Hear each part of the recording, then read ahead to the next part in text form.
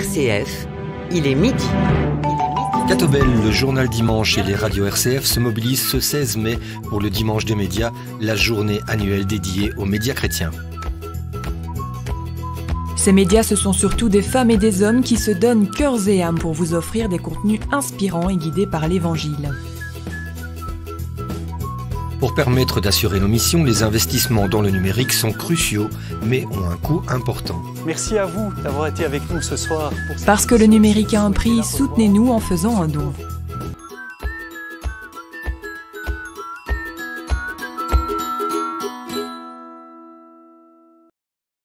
Bonjour à tous, merci de nous retrouver pour cette troisième conférence du Dimanche des médias. L'objet de notre conférence aujourd'hui est les chrétiens et les réseaux sociaux. Et je suis contente d'accueillir nos deux conférenciers, le père Tommy Scholtes, bonjour mon père, et l'abbé Thomas. Bonjour monsieur l'abbé.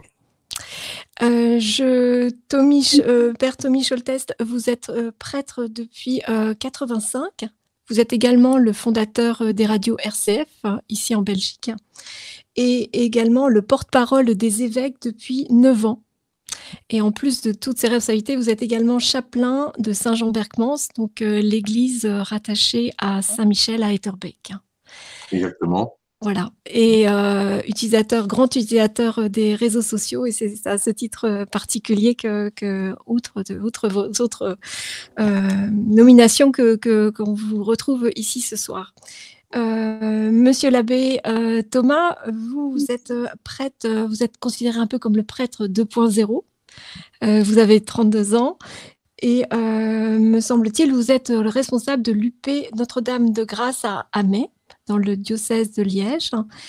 Et vous avez fait la connaissance, vous êtes une figure connue en Belgique grâce à vos brefs presbytéraux et à des différentes communications sur Facebook, entre autres. Je vous remercie tous les deux d'avoir accepté de se joindre à cette conférence. Voilà. C'est en prolongation d'une communication qu'on veut plus efficace au niveau des médias d'église, et c'est en vue de la quête qui aura lieu ce week-end pour justement le Dimanche des médias, pour trouver des fonds pour accélérer la digitalisation et numérisation de nos médias, et pour avoir continué à émettre et à publier et à pouvoir écrire voilà, en église librement et partager votre voix et vos avis. Alors, tout d'abord, moi, ce qui m'intéressait et ce qui intéresse certainement nos auditeurs et nos lecteurs, enfin nos téléspectateurs, c'est de savoir comment est-ce que la rencontre avec les réseaux sociaux s'est passée pour chacun de vous. Alors, Père Tommy, est-ce que vous pouvez nous expliquer un peu comment on arrive sur Facebook? Moi, je suis arrivé sur Facebook il y a un peu plus de 7 ans, quand le pape François est arrivé, en fait. Là, j'ai un ami qui m'a dit « Mais tu n'es pas encore sur Facebook, qu'est-ce que tu attends ?» Et j'ai dit « Ben oui, j'arrive, dites-moi. » Et donc, 2 heures d'initiation, et puis je me suis lancé. J'ai commencé à poster mes petites photos. Une fois que j'avais un téléphone correct, j'ai posté mes photos, mes petits avis, ma petite journée. Et puis, voyant qu'assez vite, il y avait des amis que je retrouvais, parce que c'était d'abord une chose très sympathique dans Facebook, c'était de retrouver des amis. Puis progressivement, les amis, entre guillemets, sont de plus en plus éloignés, parce qu'il y en a d'autres alors qui arrivent, les amis des amis des amis. Et progressivement, bon, on se fait un réseau d'amis, et en fait, le plaisir, c'était simplement dire ce que je fais, ce que je crois, ce que je vis, ce dont je vis, et puis de temps en temps de glisser là-dedans aussi une opinion plus sérieuse, éventuellement un texte, un communiqué, et c'est une manière d'être prêtre un peu plus ancien en âge que Thomas, mais avec la même perspective, je crois, c'est de ne pas prêcher uniquement dans nos églises. Et c'est d'ailleurs pour ça que dès le début de ma prêtrise, j'ai déjà travaillé dans les médias. RCF, ça remonte à 25 ans, et donc depuis lors, ben, je n'ai jamais fait autre chose comme travail principal que d'être dans les médias, en fait, d'une manière ou d'une autre. Merci beaucoup. Et vous, l'abbé Thomas, comment est-ce qu'on commence? Parce qu'en fait, oui, c'est pas quelque chose qui vous est apparu au moment où vous avez été ordonné prêtre, c'est quelque chose qui est plus ancien pour vous? Bah, effectivement, les réseaux sociaux, moi je les ai vus arriver quand j'étais ado. Donc je crois que je me suis inscrit sur Facebook en, je sais plus, 2009, dans ces eaux-là. Je n'étais pas encore entré au séminaire. Facebook commençait à se diffuser plus largement. Donc oui, j'y suis allé. J'allais dire comme tout le monde, mais je pense que c'était tout le monde de mon âge. Où bah oui, on retrouvait des amis. On avait surtout des groupes pour, tiens, quand on sortait ou ce genre de choses. On avait un groupe pour la classe aussi, vraiment tout ce genre de trucs. Enfin, c'était vraiment, moi je sais que c'était pour ça. J'ai jamais publié énormément sur Facebook parce que j'ai toujours été plus ou moins convaincu que ma vie n'était pas intéressante. Mais je veux dire, sur Facebook, ici, je vois que l'utilisation évolue, mais je dirais d'une certaine manière, pour moi, pour l'instant, Facebook, c'est un peu les annonces paroissiales. C'est là que je vais publier des trucs ou des événements, des machins. Voilà, c'est un peu là où je vais faire une publication en disant, allez-y, à titre très informatif. Je vais peut-être moins m'y livrer ou écrire des longs trucs. Parce que je crois que c'est pas mon truc, tout simplement. Et je crois que ça, c'est une chose aussi sur les réseaux sociaux. Il y a toujours d'abord le réseau social et les possibilités qu'il permet. Et ben, on fait pas la même chose sur chacun des réseaux sociaux. Et puis la personne qui poste. Et il faut être à l'aise pour poster quelque chose. Je veux dire, moi, je vois par exemple que ben, effectivement, Tommy a l'air beaucoup plus à l'aise pour raconter un peu ce qu'il vit au quotidien. Moi, c'est pas un truc avec lequel je suis très à l'aise. Par contre, avoir des contenus plus. Enfin, je veux dire, des contenus réfléchis, travailler en me disant, tiens, je vais essayer de répondre à telle question, parler de tel sujet, je vais le faire parce que c'est ce que j'ai envie de faire à ce moment-là, plus sur YouTube à ce moment-là. Voilà. Oui, parce que avec Thomas, vous avez une chaîne YouTube également. Oui, effectivement, j'ai une chaîne YouTube. Donc, ça fait très longtemps que j'ai envie de faire des vidéos, puisque déjà, en fin de séminaire, je me disais, oh, ce serait bien d'en faire. Et puis, bon, bah, la vie paroissiale prend du temps.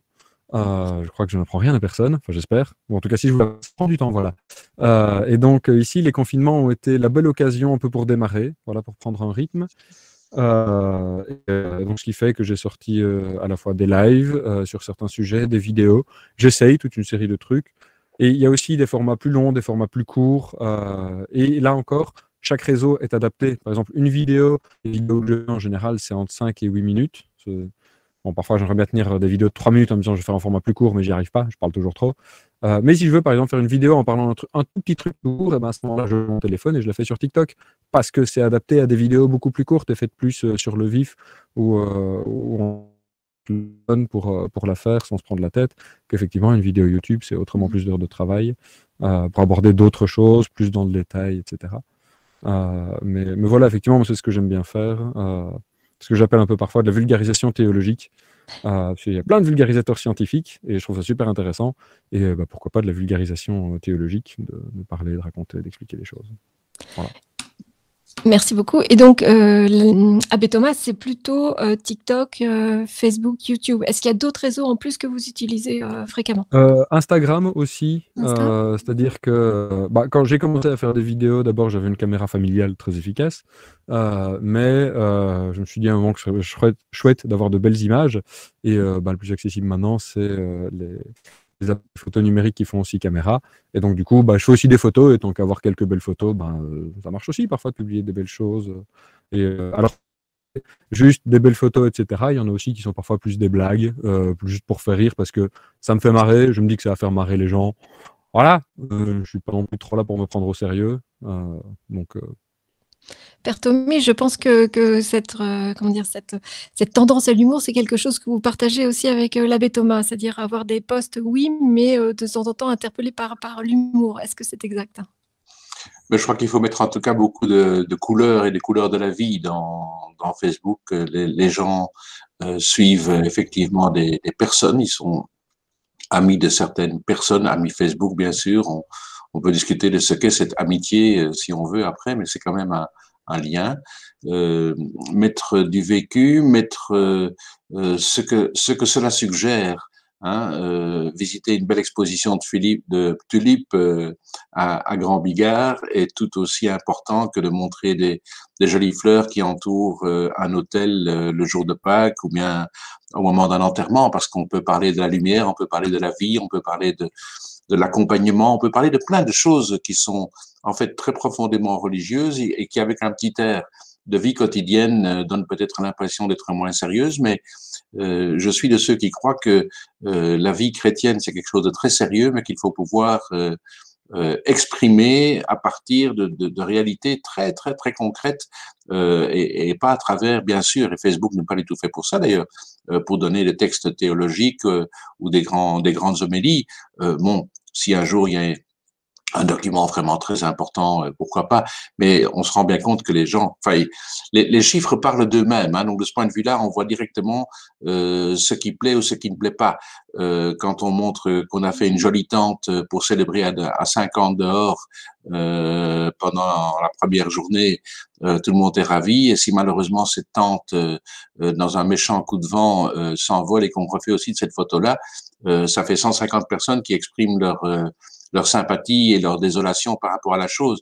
Mais je crois que ça montre en même temps une vitalité de la communauté chrétienne qui a tout fait pour que on puisse se réunir, célébrer et dans la beauté du cadre, et en même temps la désolation quand un soir un mauvais coup de vent renverse la tente. Et pour moi, c'est ça à la fois aussi. C'est à la fois vivre de très beaux moments et puis à un moment donné être fameusement bousculé et puis reprendre le lendemain. On retrouve d'autres solutions. Et donc, pour moi, Facebook, c'est vraiment ça. Hein, c'est permettre de parler de la vie chrétienne. Et je parle aussi d'amis que je visite, d'amis qui sont malades ou bien. Bon, j'essaye que les gens ne puissent évidemment pas se reconnaître. Il faut un problème de discrétion quand même aussi. Mais en même temps, je trouve que et je le vois parce que les gens mettent quand même des commentaires en dessous aussi. Donc, il y a des posts quand je mets quelque chose pour la fête du Muguet le 1er mai ou la fête de Saint-Joseph Travailleur et que j'arrive à mettre quelque chose sur ce qu'est un bouquet. Bon, honnêtement, il faut aussi se creuser un peu de temps en temps hein, en disant mais j'ai déjà mis hier soir quelque chose qui fait penser à l'Ascension. Mais c'est à partir d'une réalité de quelqu'un qui avait été enterré le matin et qui, pour moi, continue à être présent et qui nous enverra aussi son esprit. C'est pas uniquement Jésus qui envoie son esprit, mais une personne qu'on a accompagnée et qu'on enterre, ben elle aussi, elle envoie son esprit pour qu'on puisse continuer à vivre tout ce qui était beau et de ce qui était fort. Et donc, le religieux est tout aussi important que la vie et la vie est tout aussi importante que le religieux. Et quand on met régulièrement des choses, ça fait un peu un journal, quoi, un journal au quotidien.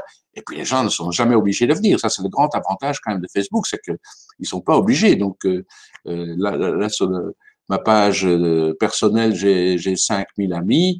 Ben voilà, il y en a aussi régulièrement qui s'en vont, bien des gens dont j'ai jamais eu de nouvelles que j'enlève pour que d'autres puissent arriver. Il y a une vie, quoi. Merci beaucoup. Et alors donc j'entends bien que vous nous parlez du fait que finalement c'est un effort de tous les instants. Est-ce que c'est pas quelque chose, Abbé Thomas, qui puisse être envahissant, ce souci d'intégrer les réseaux sociaux dans votre vie de prêtre?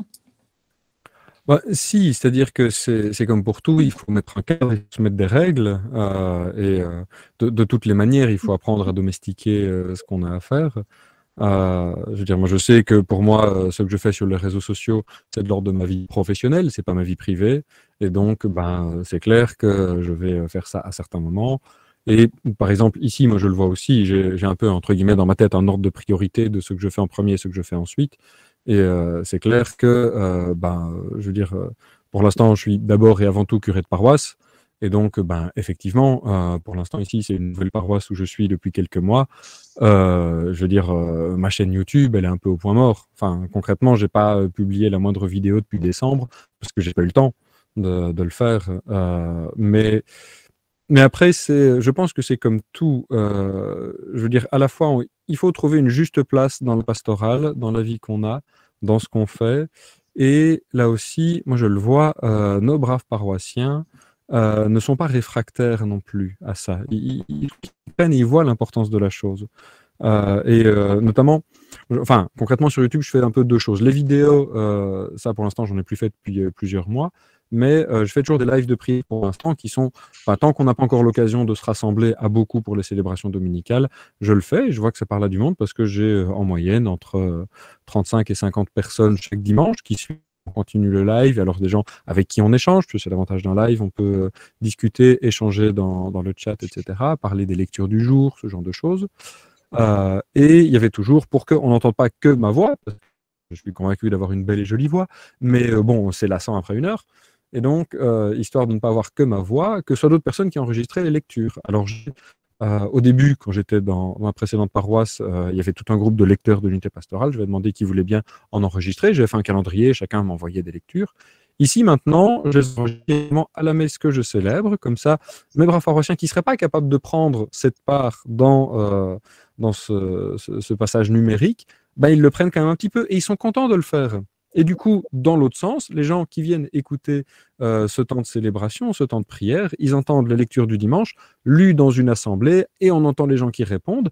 Et du coup, on se sent liés, on se sent rassemblés les uns aux autres. C'est vrai que Tommy parlait de communauté. Vraiment, les communautés aussi se font en ligne. Et je crois que ça doit aussi nous interroger sur ce que c'est une communauté chrétienne, comment se fait une communauté chrétienne, quels sont les liens qui unissent ou pas une communauté chrétienne. Et pour ça, le modèle paroissial est vraiment en pleine évolution depuis un certain temps. Et je crois que ça aussi peut nous donner des éléments. Ça peut faire peur, mais je crois aussi que ça doit nous aider à apprendre à redéfinir ce que c'est une communauté, à voir comment on avance en communauté, et du coup, quelle place dans la communauté, mais aussi dans sa vie personnelle et dans la vie des pasteurs, comment on fait une place à cela, tout simplement. Je crois d'ailleurs aussi que les frontières n'existent plus, évidemment, avec Internet. Par conséquent, quand des amis sont ailleurs et qu'ils ont envie de suivre, moi, je fais aussi la diffusion de messes par Facebook et par YouTube, puisque l'Église ici a aussi un canal YouTube. Il y a des gens, bon, c'est vrai que on a commencé il y a un peu plus d'un an au moment du premier confinement. Maintenant, c'est un peu moins fréquenté, mais au début, quand on était, je dirais, dans les premiers inventeurs avec le téléphone tout simple et avec néanmoins une très bonne image, c'était vraiment le rush de tous ceux qui s'accrochaient en disant mais est-ce qu'on va encore se voir, est-ce qu'on va encore se rencontrer? Alors c'est vrai que tout était compliqué, d'autant plus qu'à une période, il n'y avait pas eu de messe du tout, hein, où la communauté chez nous pouvait toujours continuer à célébrer puisqu'on était une bulle comme communauté. Mais donc, c'est vrai que c'est vraiment étonnant, hein, des gens de loin, et puis des gens qui te disent un jour quand tu les rencontres, ah mais tu sais, moi je regardais tous les jours, parce que on ne peut pas voir les noms des gens qui regardent, sauf s'ils ont mis un commentaire. Et alors, tout à coup, je me rends compte, un tel, tiens, ben oui, je ne vais pas chaque fois dire bonjour, c'est pas le lieu. Mais il y a des liens et ils sont forts, hein, parce que l'autre jour, j'avais quelqu'un qui était malade depuis des mois et il dit, mais moi, je regarde tous les jours. Et tu ne sais pas, et puis, moi, je fais un petit roulement de prêtre parce qu'on peut le faire dans la communauté pour que ce soit pas toujours les mêmes têtes non plus à l'image. Eh ben, les gens sont heureux, hein, les gens sont vraiment ravis de sentir ça. Et alors, au moment du carême, etc., et maintenant, je refais dans quelques jours une soirée sur les fruits de l'Esprit Saint en préparation à la Pentecôte. Et à chaque réunion de ce genre-là qu'on fait par Zoom, on a 35, 40 personnes qui regardent, ou bien d'ordinateurs en tout cas, qui sont fixés. Et on se rend compte que derrière tout ça, il y a plein de désirs. Et c'est surtout ça qui est menacé dans cette période de confinement. Hein. C'est le désir simplement, le désir d'être là, de se croiser, de se rencontrer, de célébrer ensemble. Mais il faut surtout que les liens, alors bon, ils sont plus territoriaux à la manière paroissiale au sens strict du terme, mais ils sont quand même des très vraies communautés et peut-être d'une certaine façon plus vrais que ceux qui étaient territorialement engagés parce que les liens sont autrement faits. Mais voilà, comme disait Thomas, c'est une évolution qui est en train de se produire. Mais on doit être très conscient de ça parce que quand on envoie un message sur un tweet et que ce tweet part dans le monde entier, ben, c'est très intéressant de voir qui réagit au tweet ou bien qui ne réagit pas. voilà, hein, on n'est pas le pape. Hein, le pape, il a des millions et des millions de suiveurs. On n'en est pas là. Mais c'est vrai quand même que le pape qui est sur les réseaux sociaux à travers Twitter, moi, je pense que c'est 12 millions hein, de suiveurs qu'il a, si j'ai bon souvenir. Ça peut être même plus maintenant. Voilà, donc c'est une bonne chose, je crois. Et donc, vous notez tous les deux le fait que finalement cette période de Covid a été aussi une période d'accélération de cette d'usage des réseaux sociaux et des usages digitaux de façon générale, puisque vous parlez aussi tous les deux d'expériences de messe qu'on partage et qui sont en live via YouTube. Est-ce que pour vous, c'est à la fois une caisse de résonance supplémentaire, cette possibilité, puisqu'en fait on a été sevré d'une possibilité de se rendre en église et de partager une célébration comme on avait l'habitude précédemment, et à la fois le fait de se dire est-ce que il n'y a pas un déplacement du religieux ailleurs et qu'on va avoir peut-être du mal à réinvestir cet espace-là une fois que le Covid sera derrière nous. Alors je ne sais pas lequel des deux a envie de répondre à cette grande question. Merci. Mais Thomas. Voilà, donc je viens juste de vérifier le pape sur Twitter, si on cumule les comptes, j'arrive à au-delà de 50 millions de followers. Voilà. 50 millions maintenant. Voilà, c'est le pape hein, quand même. Mais, donc, est-ce que ça va remplacer moi, un truc que j'aime bien faire, c'est discuter avec mes confrères plus âgés, parce qu'ils ont une expérience que je n'ai pas. Et notamment, il y a eu plein de débats hein, avec les célébrations en ligne, etc. Et moi, je me souviens avoir déjà parlé avec d'autres confrères avant des réactions quand on a commencé les messes TV.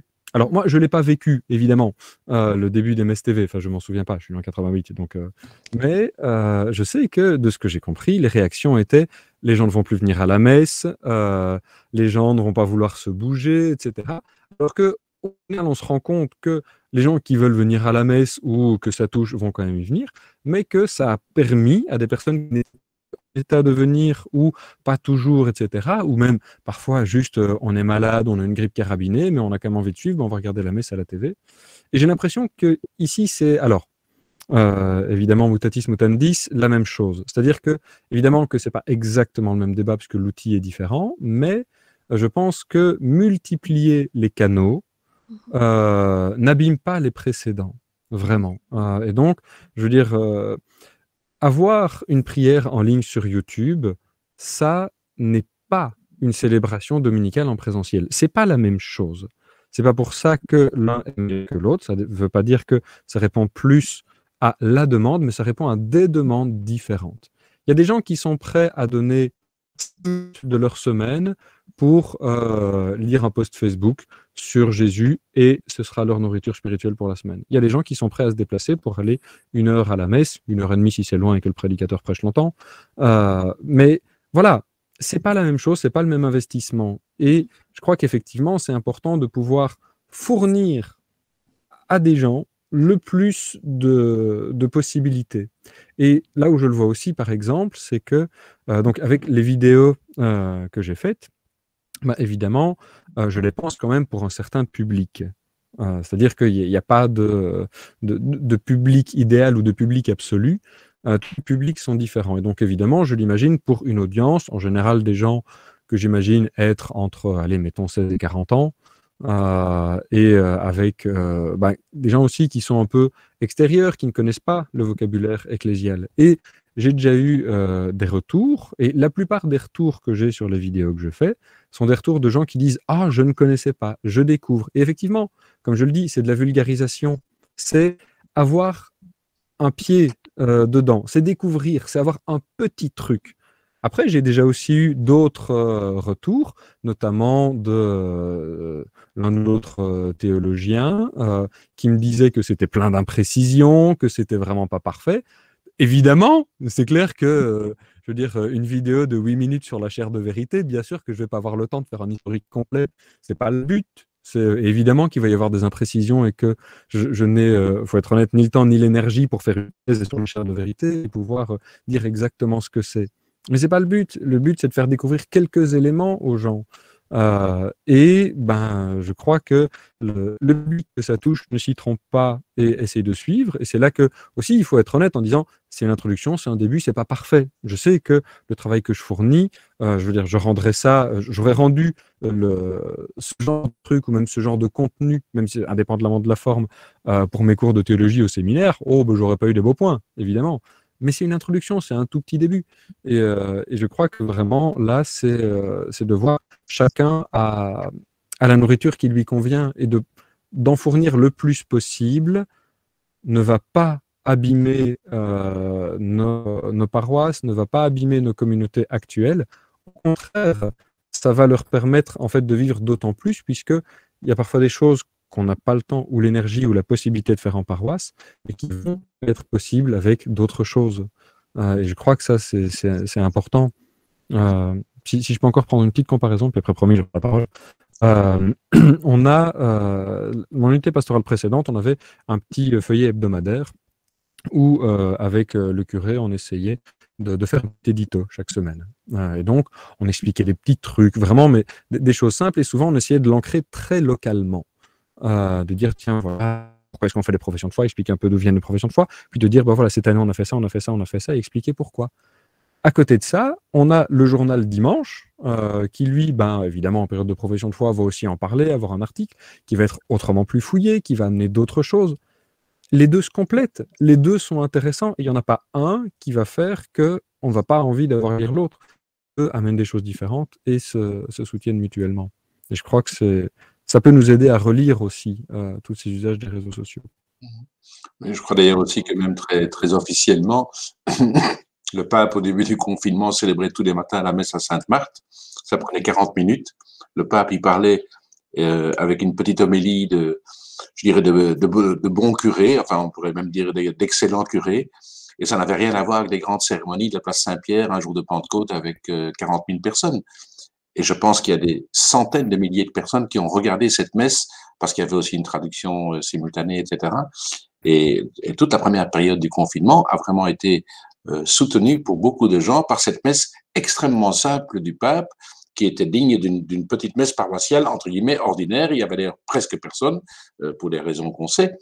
Et ça veut dire que les modèles, mais même pour le pape, hein, un texte à l'audience, un petit mot envoyé après l'Angélus, tout ça, ce sont des mots différents. Et c'est l'ensemble de ces messages. Et je pense que nous, prêtres en Belgique ici, on est là pour dire, à notre façon, la proximité de ce que l'on vit avec les gens et refléter aussi, parce que je pense aussi que Facebook et les autres sont là aussi un peu pour donner une image à ce que nous vivons et que d'autres puissent s'y reconnaître et à faire leur propre vie.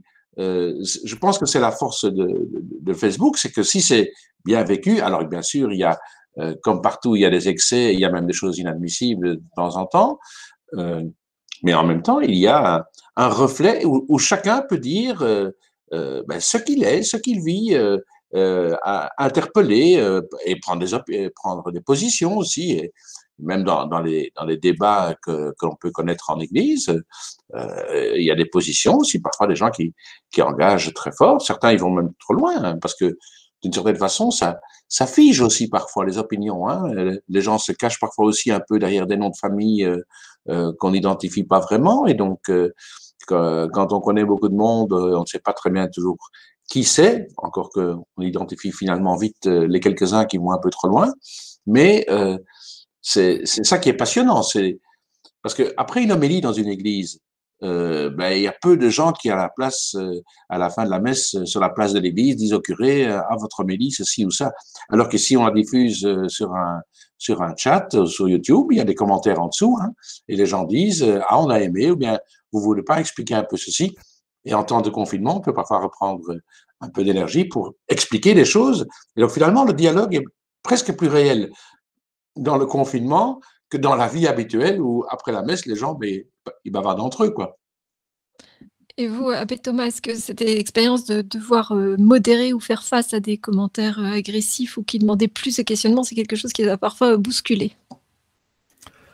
Oui, alors on est sur Internet, tout le monde peut venir, même ceux qu'on n'a pas envie de voir, effectivement. Et effectivement, moi j'ai eu des commentaires hein, disant que ce que je faisais était honteux, que c'était la ruine de l'Église.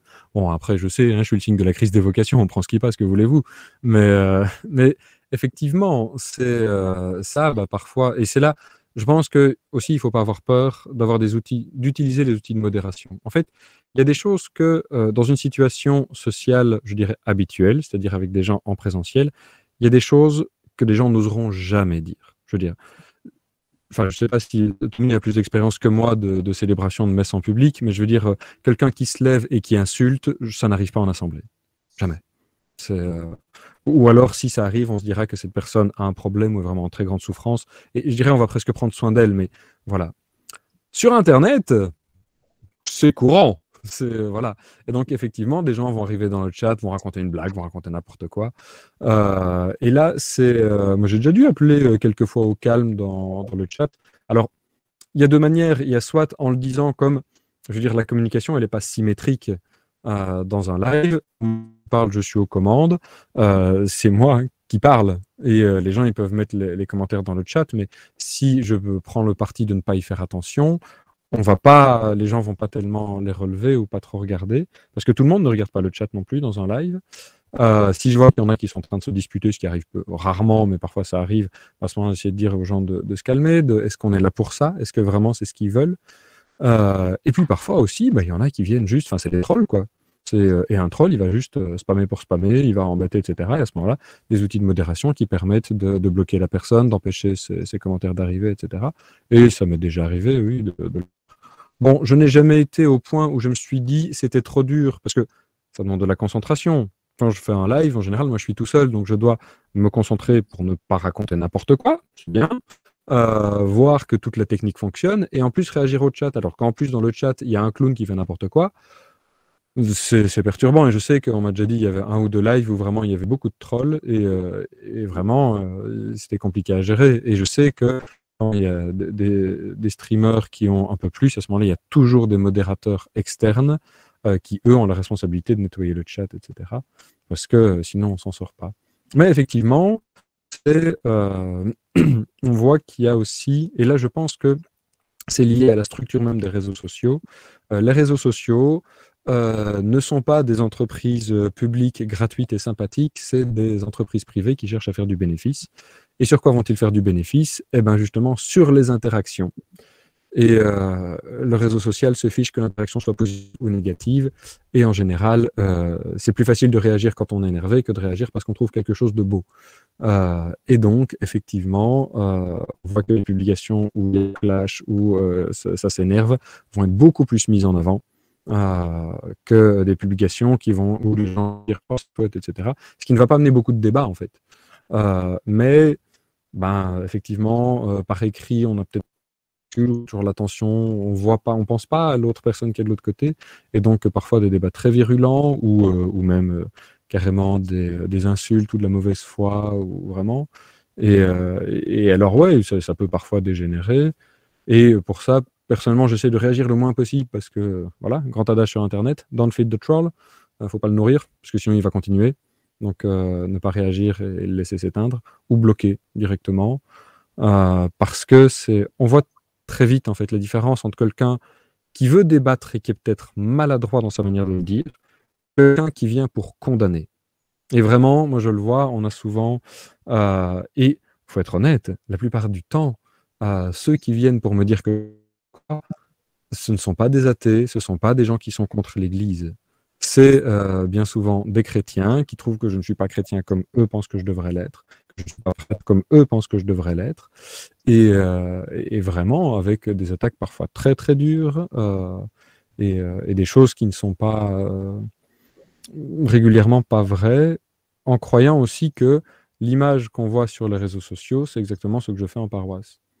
Et évidemment que ce que je fais quand je fais une vidéo, c'est pas comme ça que je vais parler enfin, je m'adapte au public.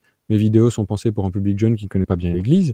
Mais ça, il y avait une belle réaction. Il y avait un reportage, je ne sais plus de qui, je crois que c'est Views. Et alors, quelqu'un qui disait « Ah, s'il est comme ça en paroisse, ça doit être une catastrophe. » Et alors, a répondu une paroissienne qui dit moi, je l'ai accompagné plein de fois aux messes dans la maison de repos. Il est très bien parce qu'il s'adapte aux gens qu'il a en face de lui.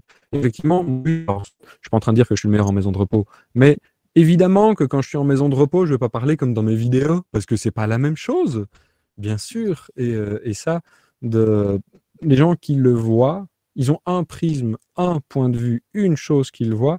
Et c'est parfois ça, effectivement, fatigant de toujours anticiper les réactions, de se dire tiens, est-ce que je ne dois pas? Alors, j'essaye souvent de le tourner sous forme de blague, parce que, quitte à faire un avertissement, autant que ce soit drôle. Par exemple, j'avais fait une vidéo sur pourquoi est-ce qu'on utilise des hosties pour la messe. Et donc, j'avais fait une blague avec un espèce de panneau d'avertissement disant que toutes les hosties que j'ai utilisées sont des hosties non consacrées. Et j'avais mis cette petite phrase qui m'a beaucoup fait rire. Aucun corps du Christ n'était blessé durant le tournage de cette vidéo. Voilà. Bête, c'est une blague, c'est une bête blague, voilà. Ça va faire rire des gens, mais en même temps, c'était une manière de dire il fallait que je le précise, sinon on se tombait dessus en disant que ce que je fais, c'est un sacrilège en abîmant l'Eucharistie. Alors que c'est pas du tout ce que je faisais. Merci beaucoup. Et Père Tommy, alors on a vu différents aspects, différents fruits, différents possibles avec ces réseaux sociaux. Est-ce que c'est vraiment un endroit où on peut rencontrer le Christ, où effectivement on peut aller dans l'évangélisation dure? Alors, je pense certainement qu'on peut évangéliser. Ma manière de concevoir l'évangélisation, c'est recevoir la parole de Dieu, essayer d'en vivre, essayer d'en témoigner. Elle est très concrète pour moi, cette parole de Dieu, cette évangélisation. Personnellement, je suis pas dans les grandes assemblées d'annonces, des choses comme ça. Je suis plutôt dans le genre dire, un peu à la manière de Sainte Bernadette, je suis simplement chargé de vous le dire, et puis après vous en faites ce que vous voulez. Je crois que ce qui est très important pour moi, c'est j'essaye de dire ce qui est mon expérience de foi, aussi mes fragilités, mes peurs, mes questions. Voilà, c'est pas parce qu'on est prêtre et pas parce qu'on on a des fonctions officielles dans l'Église que on doit être une espèce de statue monolithique qui reproduit des systèmes ou des formats. Quand on est prêtre au milieu des gens. Il y a des évêques qui ont ça comme devise épiscopale, prêtre avec vous, chrétien avec vous. Oui, bien sûr, avec vous, et on est des petits pasteurs peut-être, mais on est avec les gens. Et le troupeau avance ensemble. On n'est pas le pasteur devant et les autres derrière. Je crois que quand on regarde un pasteur, il est toujours quelque part par rapport au troupeau, mais il n'est jamais clairement en tête, etc. Il n'y a pas de raison. Et donc, moi, je pense que le Christ, il est autant présent dans une célébration eucharistique, que ce soit dans une maison de personnes âgées ou en prison ou à l'hôpital, mais il est autant présent dans une visite à un malade ou bien un coup de fil ou un SMS qu'on envoie à quelqu'un. Et c'est là que je fais la constatation que des messages simples, je vais dire inspirants, je pense un peu à la Pentecôte, des messages inspirants, c'est-à-dire qui donnent un peu de goût à la vie, un peu de goût à la générosité, à la réconciliation, au dialogue, au débat, des choses positives. Mais tout ça, pour moi, ça contribue à faire passer le message du Christ. Et puis, il y a des moments où c'est la prière explicite, et bien là, à ce moment-là, on fait de la prière explicite, mais enfin, une des manières pour moi d'être chrétien, c'est aussi une manière un peu jésuite, ignatien, de le dire, actif dans la contemplation. On n'est pas des moines, comme jésuites, on n'est pas des moines, mais en même temps, on est en plein dans la vie de la société. On entend tous les problèmes. Ces jours-ci, moi, je suis sidéré par ce qui est en train de se passer à Jérusalem, par exemple. Voilà, ce sont les réseaux sociaux qui nous disent ce qui se passe à Jérusalem. Alors, il ne faut pas s'arrêter à une seule vidéo postée par une seule personne qui l'a peut-être voilà, thématisée, si je puis dire.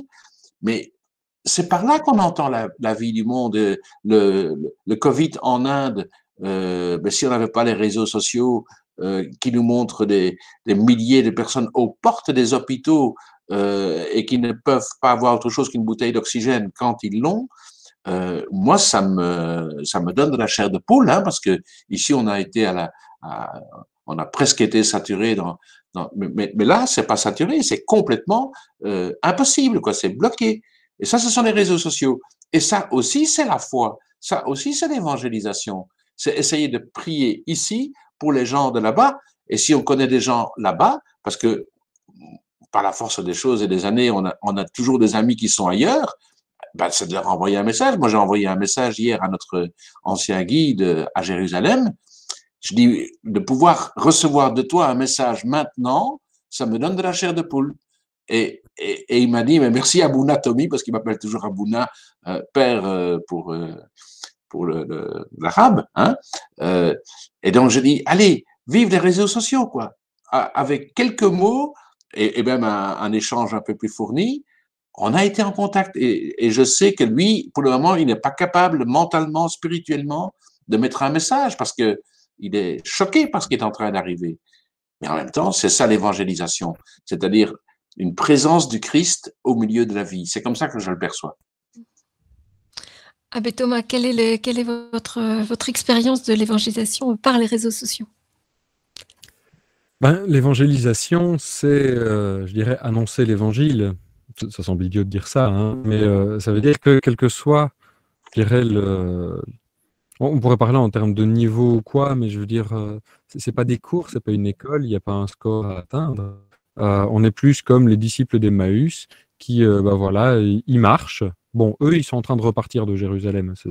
Voilà, c'est pas les mêmes événements. Mais je veux dire, les disciples d'Emmaüs, eh ben, ils croisent Jésus sur la route et ils discutent avec eux. Et il les prend là où ils sont. Et ils discutent entre eux et ils avancent. Et je crois que sur les réseaux sociaux, c'est aussi de voir comment être là où sont les gens et avancer avec eux. Et quand je dis les gens, en fait, c'est piégeux. Parce que on va toucher des gens. On va jamais toucher tout le monde. Parce que tout le monde n'est pas au même endroit, tout le monde n'a pas les mêmes questions, tout le monde n'a pas les mêmes réflexions. Il y en a qui sont liées à l'âge, aux étapes de la vie, à la maturité, aux expériences diverses qu'on a, aux expériences professionnelles. Et donc, ben, ça va toucher un public plus ou moins large. Et je crois que ça, c'est sur les réseaux sociaux, ben, partout, il y a le fond et il y a la forme. Qu'est-ce que je veux dire? Qu'est-ce que je veux transmettre? Et comment est-ce que je vais le dire? Et il faut que les deux soient au moins au même niveau de qualité. Parce que parfois, c'est très bien, on voit certaines choses où le fond est absolument intouchable, il est nickel, il est parfait, il n'y a pas une erreur, c'est d'une propreté théologique remarquable qu'aucune pub de lessive n'a pu atteindre. Et la forme, bah, c'est un truc imbuvable de 15 pages. Personne ne va le lire. C'est parfaitement exact, mais personne ne va le lire. Et donc, il faut vraiment faire ce travail de le mettre en forme, de le rendre accessible. Et là, bah, ça va dépendre chaque fois à qui on parle, de ce qu'on dit. Et là, par exemple, moi, je le vois notamment sur TikTok, il y a toute une série d'autres prêtres qui sont aussi. Et je vois que, en fait, bon, je suis abonné à plusieurs d'entre eux et je me rends compte que il y en a, en fait, souvent, je passe leurs vidéos parce que je me rends compte que je me dis, moi, ça ne me parle pas. Mais c'est normal que ça ne me parle pas. Je veux dire, j'ai une autre formation, j'ai un autre vécu chrétien. Il y a des gens qui se posent des questions toutes simples et prendre le temps de répondre à ces questions-là, c'est important. Et ça en touche d'autres. Et donc, tout comme parfois, moi-même, je vais être touché par autre chose qui va peut-être moins parler à d'autres. Et là, vraiment, de se dire, c'est être là où sont les gens. Et les réseaux sociaux sont des canaux supplémentaires par lesquels on peut arriver auprès des gens. Et là encore, ben, selon l'énergie, selon la motivation qu'on a, selon le temps qu'on a y consacré, selon aussi les compétences qu'on a et qu'on développe, parce que évidemment, ben, ça s'apprend. Je veux dire, ça n'est pas magique. Je veux dire, par exemple, quand je prends l'exemple des vidéos, ben, faire une vidéo, c'est quand même pas mal de compétences à développer. Et moi, je vois aussi les différences. Et je veux dire, maintenant, j'ai quand même déjà plus d'expérience parce que pour faire une vidéo que je trouve bonne et satisfaisante, c'est entre 25 et 50 heures de travail. Ben, il faut le faire, il faut les sortir et en même temps, ben, se former, apprendre, faire quelque chose de correct, quoi. Mais vraiment, oui, l'évangélisation fonctionne parce qu'on prend le temps de faire quelque chose. Et je dirais l'avantage des réseaux sociaux, c'est que on peut aussi le penser pour autre chose que juste les gens qu'on a en face de soi.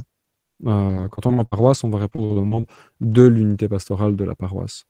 Quand on fait quelque chose pour les réseaux sociaux, on peut se dire, je vais le faire de manière générale ou un peu pour telle demande ou tel public ou tel truc, et ça pourra servir. Et si c'est bien fait, ça pourra encore servir dans 5 ans, dans 10 ans. Merci beaucoup, Abbé Thomas et Père Tommy.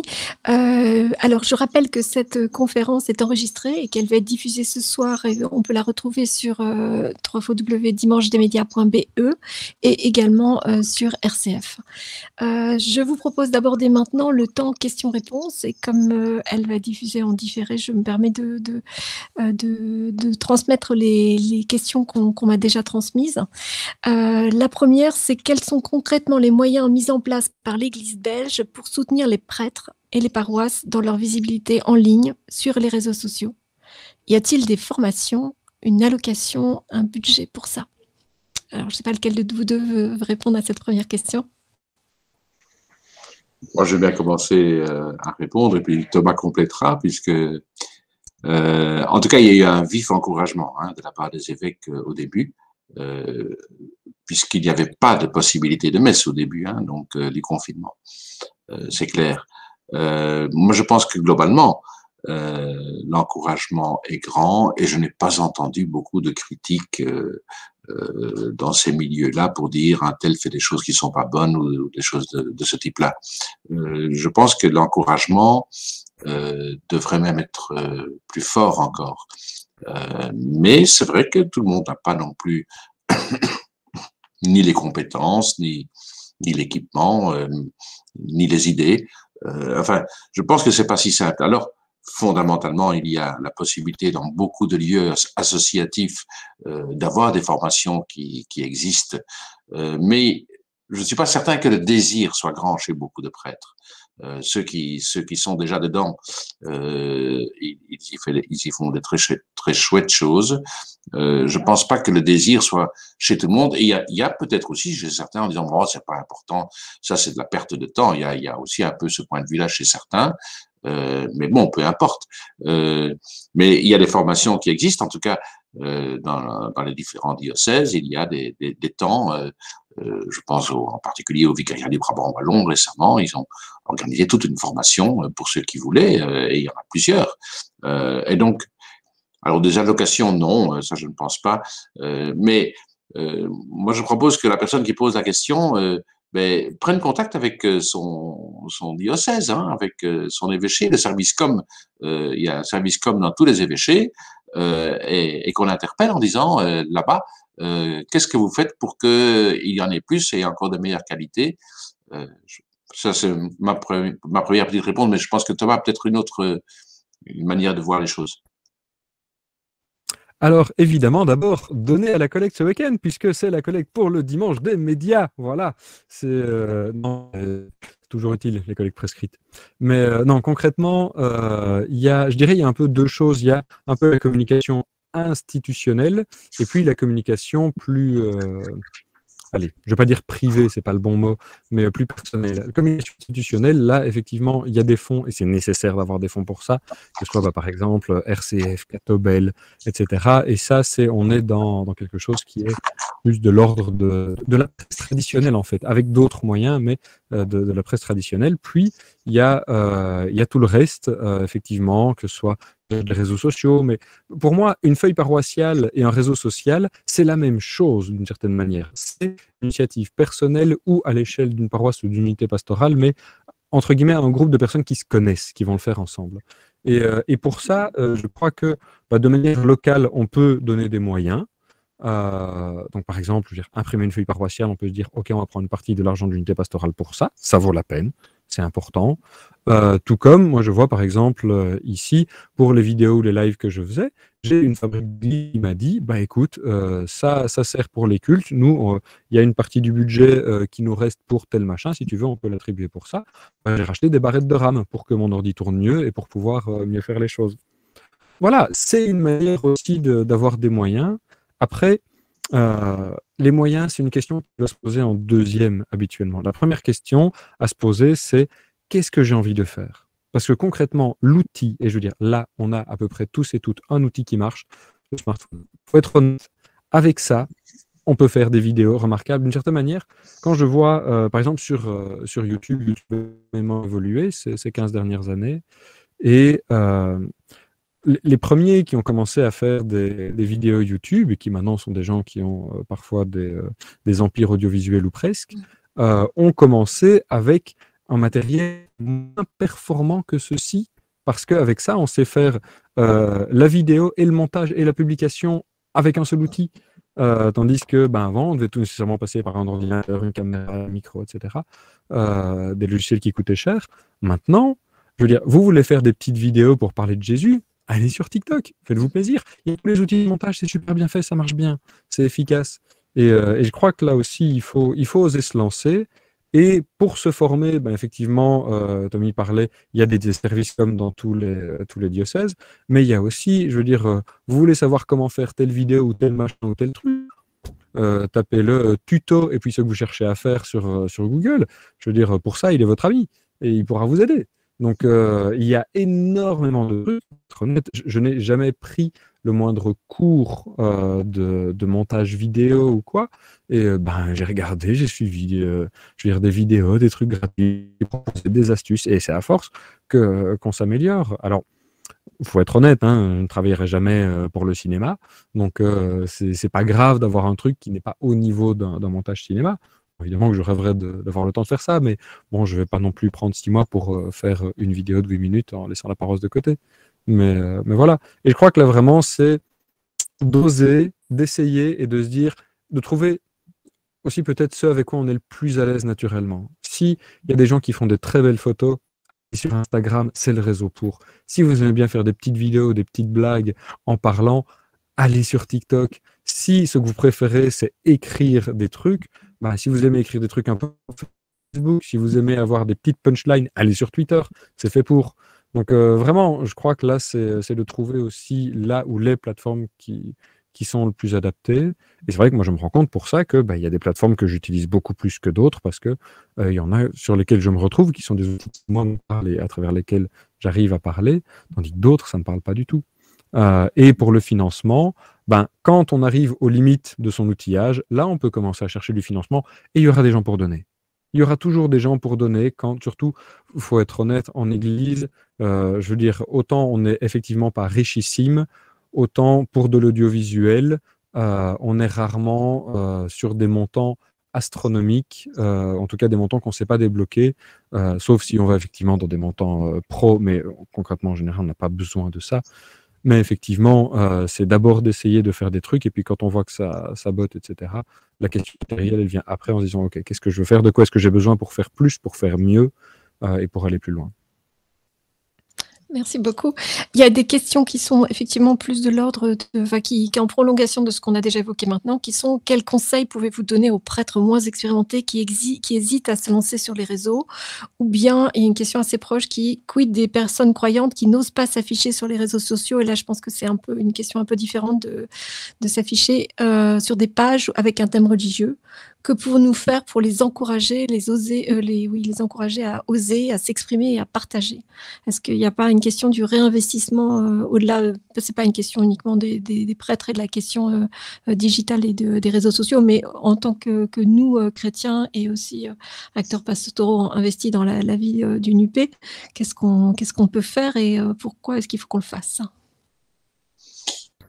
Mais si je pense aux personnes qui hésitent un peu, moi je dirais repérez dans votre entourage ceux qui y sont déjà, hein, et cherchons, je dirais, des parrainages, du compagnonnage. Voyons ceux qui y sont et ce qu'ils font et comment ils le font. Et puis progressivement, comme avec un tuteur, effectivement, on démarre soi-même. L'avantage des réseaux sociaux, c'est qu'à la fois, si on est prudent et lent au départ pour faire son réseau d'amis, on peut rester de manière très très étroite et puis on peut élargir un peu son cercle en fonction de la sensibilité qu'on a. Et moi, je crois que c'est pas non plus une affaire de se conforter uniquement dans son petit groupe, parce que ça, ce serait un peu contradictoire d'une certaine façon.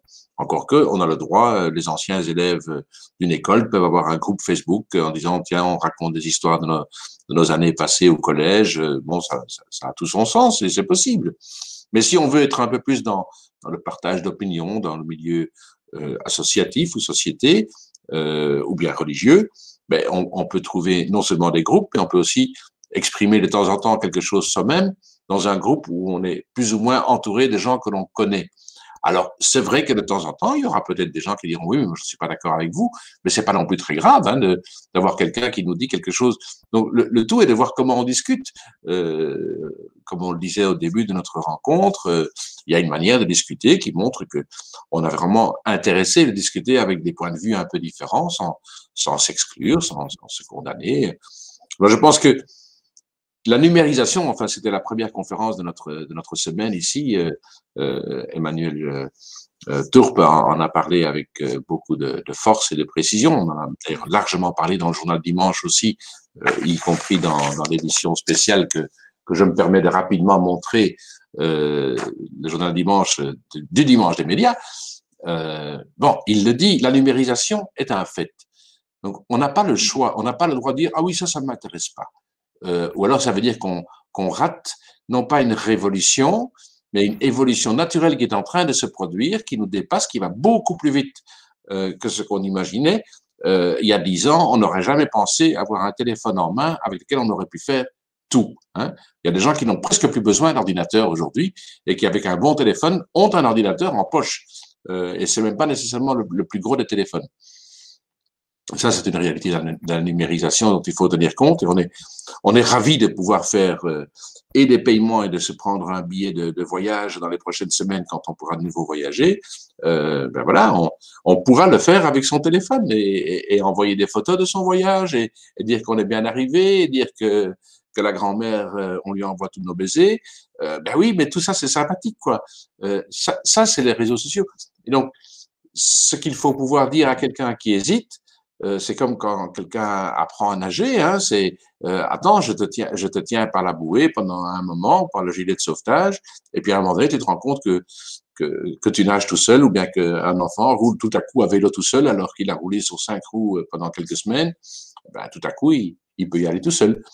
C'est ça. Donc, c'est une question de prudence. Je dis toujours aux gens, il faut être prudent. Si vous vous lancez, soyez prudent. Mais après ça, voilà, il ne peut pas non plus arriver normalement à grand-chose. Hein. Il faut être honnête et parfois en coupant carrément, ça va. Hein.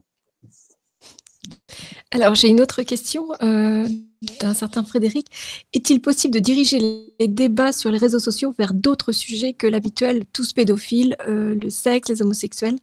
En effet, la vie des chrétiens ne se résume pas à ces sujets.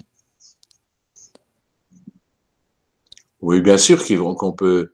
Mais je crois que d'une part, il faut accepter qu'il y a eu des réalités qui ont été et qui sont encore très pénibles dans leurs conséquences. Hein. Donc, il ne faut pas que nous donnions l'impression qu'on a envie de tourner la page. Il y a des choses qui sont graves et qui ont encore des suites aujourd'hui. Et loin de moi l'idée de tourner la page comme si on pouvait tourner la page. Mais en même temps, après que les gens aient dit ce qu'ils croyaient devoir dire, ben voilà, on peut passer aussi, on peut parler d'autre chose. Alors, honnêtement, si les gens nous confinent dans quelques catégories un peu nauséabondes, comme on vient de le dire, ben, à ce moment-là, ben, je crois que il n'y a pas grand-chose comme réponse, parce que dire il n'y a pas que ça, il n'y a pas que ça, il n'y a pas que ça, ça n'est pas un argument, en fait, hein, quand quelqu'un… Alors, si c'est une famille qui a été victime de choses, de problèmes graves, etc., quelqu'un qui est victime ne peut jamais ne pas en parler. S'ils se lancent dans les réseaux sociaux, ils vont en parler. Et donc, il faut de toute façon laisser cette parole se libérer, qui ne doit pas être non plus injurieuse pour celui qui le lit, mais il faut accepter ça. En même temps, je pense que en postant le lendemain autre chose de très concret, hein, pas des idées. Moi, je pense que c'est ça un petit peu la difficulté. Les idées sont toujours contestables, les faits ne sont pas tellement contestables. C'est pour ça que je pense que j'ai commencé aussi il y a 7 ans, c'est qu'à partir de la réalité de la vie chrétienne et des choses belles, on peut dire des choses qui ne corrigent pas nécessairement les choses pas belles qui existent et qui ont existé, mais en même temps, il y a autre chose. Et donc, c'est la vie, la réalité des choses belles, des solidarités, des rencontres qui ne compensent rien d'autre, mais qui font partie de la vie de tous et dans la vie de toute société, de tout groupe. Il y a malheureusement des choses qui ne devraient pas exister, mais qui ont existé, qui peuvent encore exister, et que nous ne pouvons pas non plus contrôler comme si on pouvait tout contrôler. Ça n'existe pas, ça. Merci, Père Tommy. Moi, je veux aussi Oui, réagir. Effectivement, comment ne pas toujours tomber dans les mêmes sujets? Ben, l'avantage des réseaux sociaux, c'est que, je veux dire, entre guillemets, on y dit ce qu'on veut. C'est-à-dire qu'on a une liberté de parole. Je veux dire, effectivement, que je me doute que sur un plateau ou quoi, ben, il y a un thème, il y a des questions qu'on va nous poser. Mais je veux dire, quand on fait une vidéo sur YouTube, moi, je parle de ce que je veux. Donc, si j'ai envie de parler sur la chaire de vérité ou sur pourquoi on utilise des hosties pour la messe, je fais ce que je veux. Et justement, là, je pense que c'est aussi amener du contenu positif sur autre chose et de pouvoir vraiment remplir avec ça. Parce que si c'est pas nous qui amenons ce contenu positif, ce que les autres vont amener, ben, en général, ça va être nos défauts. Et je veux dire qu'effectivement, comme le disait très bien Tommy, il y a des choses voilà, qui n'auraient pas dû exister, qui sont là, et on est encore en train de ramasser les morceaux de tout ça et d'assumer tout ça. Et je crois que l'Église essaye de l'assumer et de lutter efficacement, en tout cas le mieux qu'elle peut, et elle progresse vraiment. Mais c'est clair qu'il y a plein d'autres choses et il faut pouvoir parler d'autres choses. Et c'est pour ça que, là encore, des faits, des choses concrètes. Je veux dire, il faut être honnête. L'objet de la chaire de vérité n'est pas quelque chose qui me fascine totalement. Mais il y a plein de gens qui, quand ils rentrent dans une église, se disent qu'est-ce que c'est que ce truc. Ben voilà, c'était une occasion d'en parler, par la liturgie de la parole, de choses. Et en fait, c'est une accroche, c'est un truc, c'est un objet, mais qui permet de parler d'autres choses. Et effectivement, faire ça, ça permet aussi, je pense, c'est important, de casser aussi certains a priori qu'on a sur l'église, sur les chrétiens, qui sont tenaces, effectivement, ou de parler d'autres choses que des sujets qui sont toujours les mêmes. Mais je veux dire, l'Église, c'est plein de choses. Et de pouvoir en parler. Et là, vraiment, une communication dans un réseau social, elle est asymétrique. Je veux dire, si je poste une photo et qu'en dessous, il y a des commentaires, tout le monde ne va pas lire les commentaires, tout le monde va regarder la photo. Si je poste une vidéo et que les gens mettent des commentaires, même s'il y en a un qui raconte n'importe quoi en commentaire, les gens ils vont regarder d'abord la vidéo. Et après, peut-être qu'ils liront les commentaires. Vraiment, là, je crois qu'il y a aussi à amener, à avoir une parole. Et par rapport un peu aussi à la question précédente, un dernier truc, quand on dit quelque chose, il faut être à l'aise avec ce qu'on dit. Je dirais, il faut en conscience se dire dans son miroir, est-ce que c'est une phrase avec laquelle je suis à l'aise? Est-ce que c'est une parole qui me semble juste, qui me parle? Parce que parfois on aura envie de défendre la boutique ou ce genre de truc, mais si parfois on n'est pas tout à fait à l'aise, je crois qu'il vaut mieux pas en parler, parce que sinon ça va être encore plus maladroit, encore plus compliqué, on sera moins sûr, et du coup on va tout de suite avoir des soucis, même dans le dialogue avec les autres, avec les personnes qui répondent. Donc vraiment de parler de ce qu'on trouve important, de ce qui nous touche, et d'être à l'aise avec ce qu'on dit, en sachant que oui, il y aura probablement des critiques, mais on voit très vite vraiment la différence entre des gens qui viennent pour discuter, qui amènent des critiques positives et qui essayent en fait d'échanger et de débattre, et puis des gens qui viennent juste pour détruire. Et à ce moment-là, on ne doit pas le débat à ceux qui viennent pour nous casser les pieds. Je veux dire, il n'y a pas d'obligation sociale de répondre à quelqu'un qui vient pour nous insulter ou quoi. On pose ce qu'on a à dire et on n'est pas obligé de répondre si les gens amènent des questions supplémentaires ou quoi. Merci Abbé Thomas. J'ai une question de Maëlle qui se demande si effectivement il n'y a pas un énorme paradoxe dans le fait que les catholiques se lancent sur les réseaux sociaux alors que à l'heure où les églises se vident. Hein. Voilà, est-ce qu'on n'est pas en train de chercher désespérément de nouveaux terrains d'évangélisation? Ça fait longtemps qu'elles sont vides, non? Oui, c'est ça. À force de dire qu'elles sont vides, elles devraient déjà être vides, non? C'est-à-dire que moi j'ai l'impression, quand on parle des églises qui se vident, moi je n'ai pas vu les églises se vider. Pour moi, les églises montent depuis que je suis là, parce que, je veux dire, voilà, je suis né, comme je le disais, en 88. Moi, j'ai pas l'impression de voir moins de monde qu'avant, parce que avant, c'était pas moins de monde. C'était comme ça. Je veux dire, c'est ce que j'ai toujours vu. Alors, je me doute que des personnes qui ont plus d'expérience ou voilà, ont vu une autre évolution. Mais moi, j'ai pas l'impression de voir des églises qui actuellement se vident. Des églises qui n'ont jamais été très remplies, oui, ça on est bien d'accord, mais elles sont ce qu'elles sont. Oui, je pense que c'est vrai aussi. Je trouve ça aussi un peu délicat, alors qu'on sort d'une année de confinement avec toutes sortes de règles. Effectivement, là, effectivement, elles ont été beaucoup vides, mais elles ont été beaucoup ouvertes aussi. Et beaucoup de gens passaient dans les églises.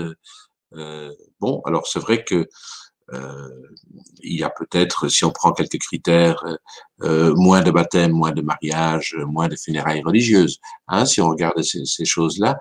Mais je trouve que c'est un peu indélicat de poser cette question-là parce que l'Église, en fait, elle s'est toujours trouvé des manières d'être présente au monde.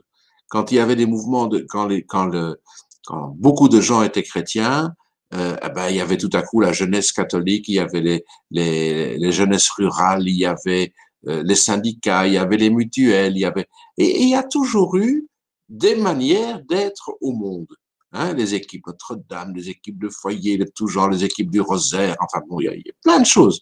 Et aujourd'hui, qu'il y a des Zooms, des choses un peu moins formelles, là on dit, ah c'est pour rattraper. Ben non, c'est pour simplement épouser la manière de vivre des gens d'aujourd'hui. Il y a 25 ans, il n'y avait pas d'ordinateur. Il y a 30 ans, il n'y avait pas d'ordinateur.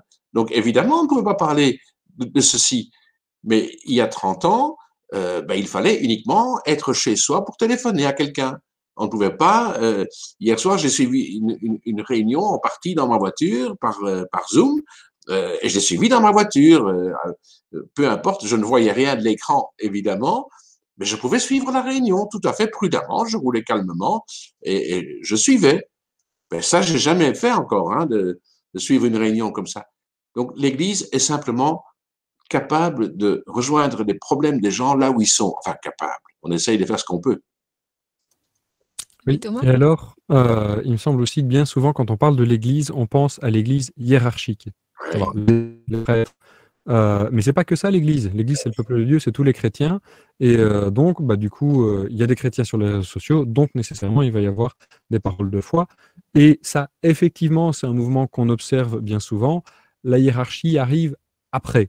Alors, pas après la guerre quand même, mais elle arrive dans un bon temps. C'est rarement la hiérarchie qui va investir ça, parce qu'il faut le temps aussi de voir, tiens, qu'est-ce que c'est, quel fruit est-ce que ça peut porter.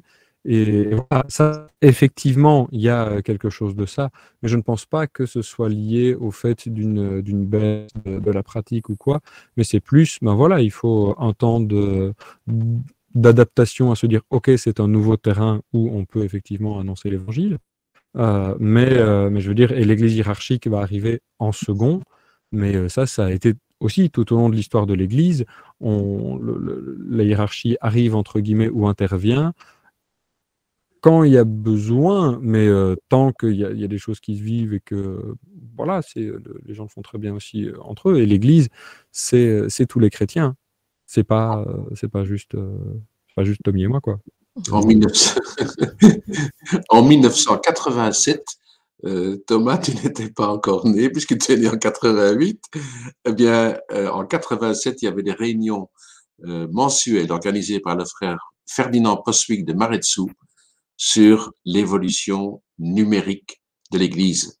Il était en train de numériser la Bible, de mettre une concordance biblique sur ordinateur et puis sur Internet.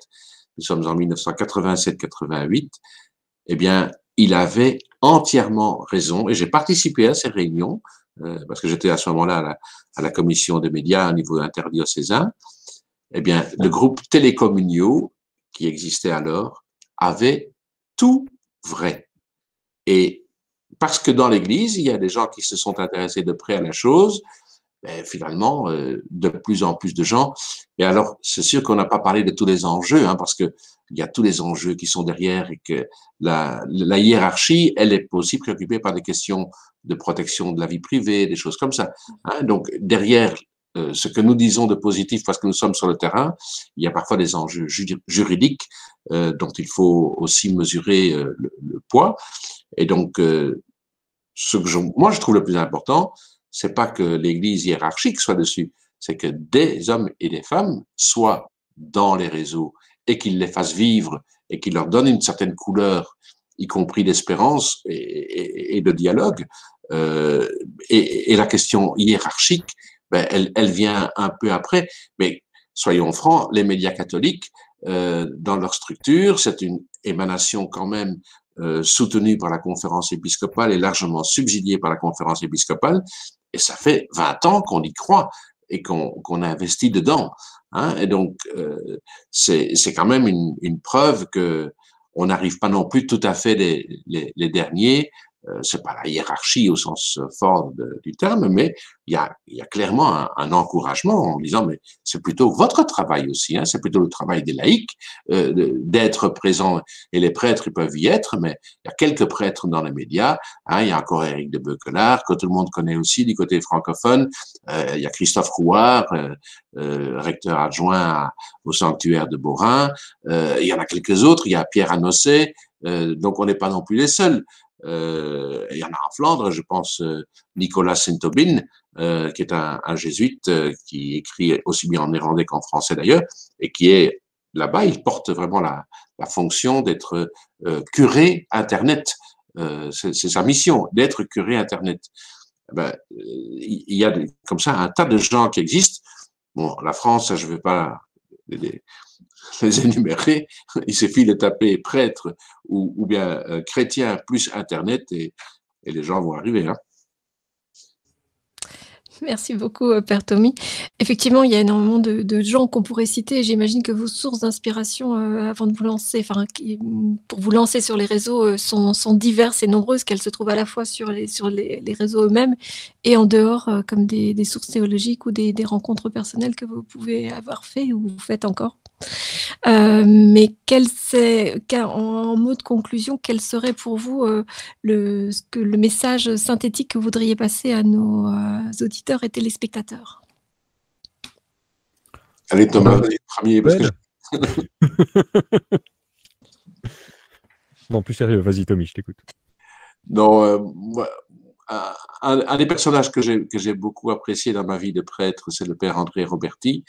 Il était très proche des personnes handicapées, dans Foi et Lumière et dans l'Arche. C'est une manière d'être prêtre. Il y avait un autre gars qui s'appelait le chanoine des enfants à Gilly, qui était l'aumônier des Lampapes, les anciens du Patro. Et sa grande théorie à travers la revue Direct, c'était la vie du prêtre, c'est avoir le journal dans une main et la Bible dans l'autre main. Et si je combine ces deux aspects d'être prêtre, je retrouve un peu ce que moi j'essaye de vivre.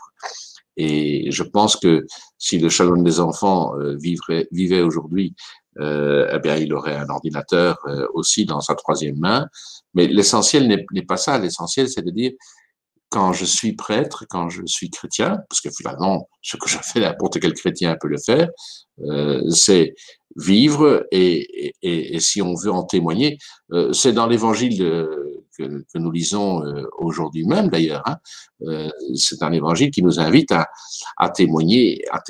Alors témoigner, ben, c'est dans les faits, non pas par des paroles, mais par des faits. Ce qui est embêtant, c'est que les prêtres, ils sont parfois payés pour parler quand ils font des homélies ou d'autres interventions. L'essentiel, c'est pas de parler, l'essentiel, c'est de vivre. Et donc, avec ces réalités que je cite à travers de personnages prêtres, je pense que j'ai dit ce que je trouvais le plus important. Merci, Père Tommy. Abbé Thomas? Moi, ce qui m'a inspiré, en fait, c'était... j'ai plus eu l'impression d'un vide à un certain niveau, dans le sens où je voyais, par exemple, des vidéos pour les enfants. Il y en a énormément et elles sont remarquablement faites. Des trucs vraiment beaucoup plus pour des gens qui sont avancés dans la foi. Par exemple, pour ça, toute la chaîne de télévision KTO TV, je trouvais que c'était remarquable. Je me suis dit, il manque un maillon. J'avais l'impression qu'il y avait un peu un trou. Et de se dire, tiens, alors qu'il y a par exemple d'autres sujets qui m'intéressent mais ne sont clairement pas de mon boulot, j'ai trouvé des vidéos de vulgarisateurs, etc. Et des gens qui ont réussi à rendre même des extrêmement compliqués intéressants parce que à la fois c'est des bons vulgarisateurs et ils réussissent à rendre le propos intéressant, notamment avec de l'humour, avec voilà, plein de choses.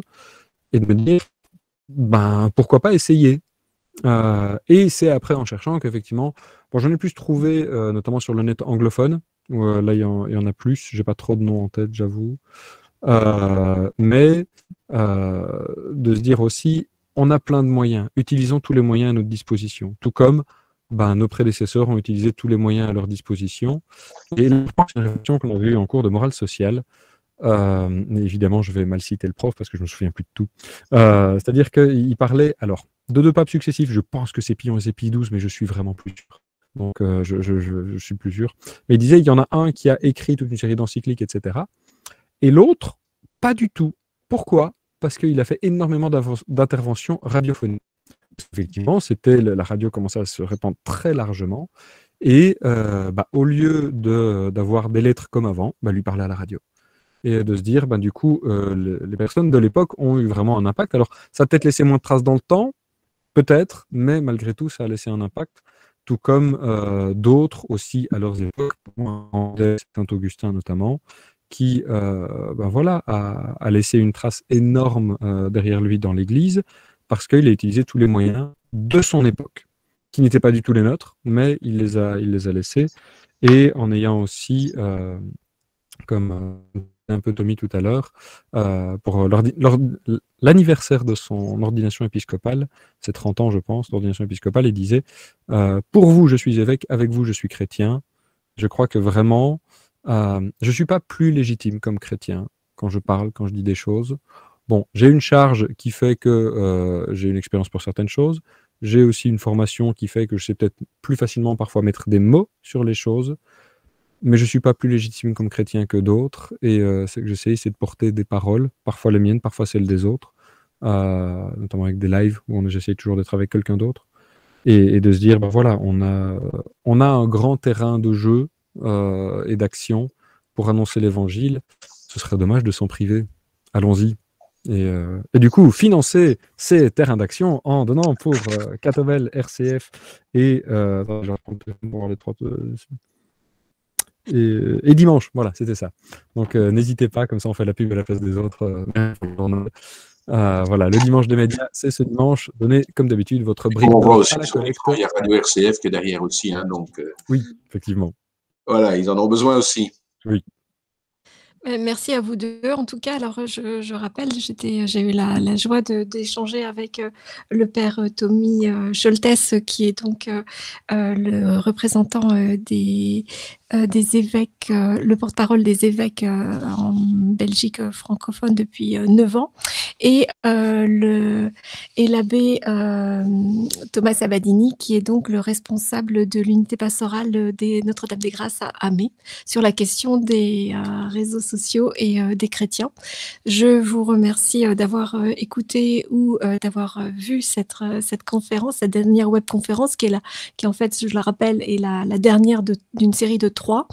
Vous allez pouvoir la suivre à nouveau facilement en vous connectant sur le site de Dimanche des médias, qui est donc le site qui permet d'accéder et pour vous effectivement de donner en ligne pour donc Catobel, Dimanche et RCF. Et d'autre part, ça vous permettra également de pouvoir accéder aux 2 autres conférences, donc celle d'Emmanuel Tourpe, interviewée par Clotilde Nissens, et également celle de Angélique Tazio, qui a interviewé hier Christophe Erings. Je vous remercie infiniment de votre écoute et je vous dis à très bientôt. Merci à vous. Au revoir. À très bientôt. Bon dimanche des médias. Salut. Bon dimanche, au revoir. Salut. RCF, il est midi. Catobel, le journal dimanche et les radios RCF se mobilisent ce 16 mai pour le dimanche des médias, la journée annuelle dédiée aux médias chrétiens. Ces médias, ce sont surtout des femmes et des hommes qui se donnent cœurs et âme pour vous offrir des contenus inspirants et guidés par l'Évangile. Pour permettre d'assurer nos missions, les investissements dans le numérique sont cruciaux, mais ont un coût important. Merci à vous d'avoir été avec nous ce soir. Parce que le numérique a un prix, soutenez-nous en faisant un don.